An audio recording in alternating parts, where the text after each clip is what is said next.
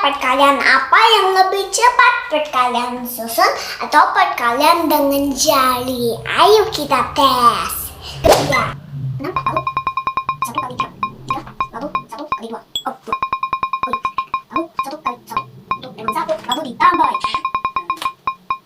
Ditambah. Lalu 3 tambah 2. 5. Lalu 156. 46 detik. Sekarang ayo kita tes hitung pakai jari. Oke, 12 kali 13, 30, 40, 50, lalu 3 kali 2, 6. 50 tambah 6, 156. 12 detik. Jadi mana yang lebih cepat, guys? Kalian komen di bawah ya untuk Miss Emma. I love you.